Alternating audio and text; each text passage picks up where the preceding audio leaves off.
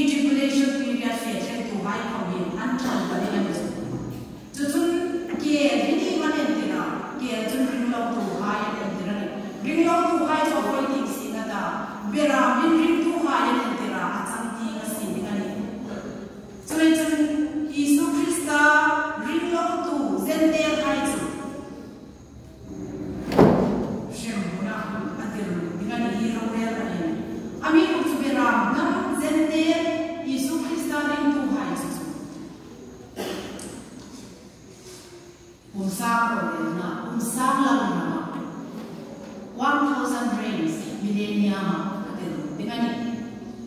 chunan ni ba ka hin ring na mon su ma Isu Krista ming leya ring tan nam hai ring do mam hai sakol number zan som par bel num no hai khang hai kha khali khan tan nan ring dam an ku sen na leya tanaw hai kha khang hai kha thawan da sang ro da athini na ten dingani ti chu thong su bu som ti cha ka ka nei bu ni ka ka chai bu ti ta ka ro ni ro se chung chun hi Israel nam ha hi khama ro pe pe na an khan nu ti ne ki ro in na so green na mun to ti nga ar ma ke to ning do na khan Isu Krista kasajen kami ngay dikakan akong suy pal na niya kali ami ting yung haide anong suy kan anong mo dimanta anong mitin Israel na may kanan mitin udakan ta mitin remin akong ka anong mo dimanta so anong haide so mo dimanta ama pwede o ayaw champa mesi ayaw shinon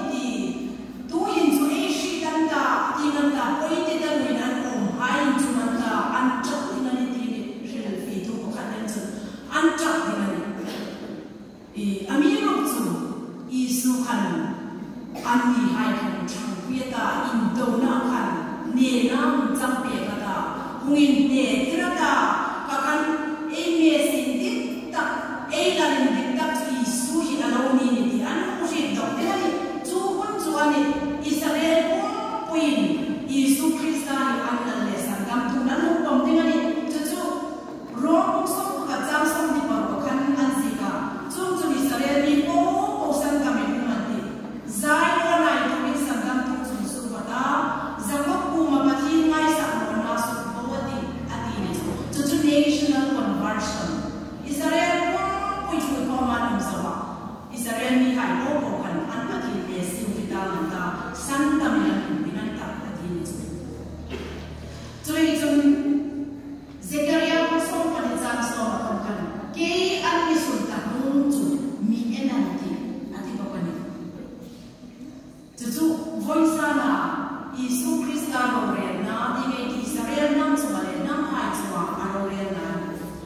ano le voisana ni ni hai di Lorena in mabaka Hebrai kusong sam sam pasarina tu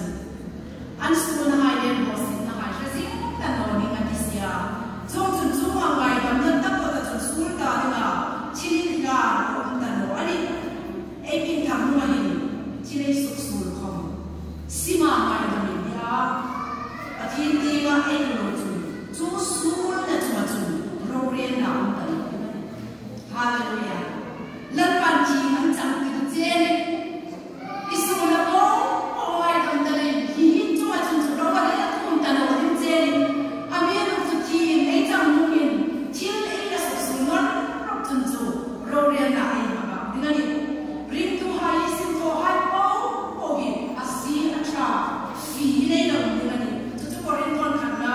mon thum cha so ma tu ma ka nei mu ni chu chu chu ni no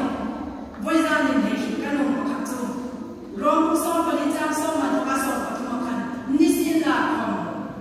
na ni ni ni ka ku na mi so se na na ano le na ni ni ka ku na mi mo sa ma na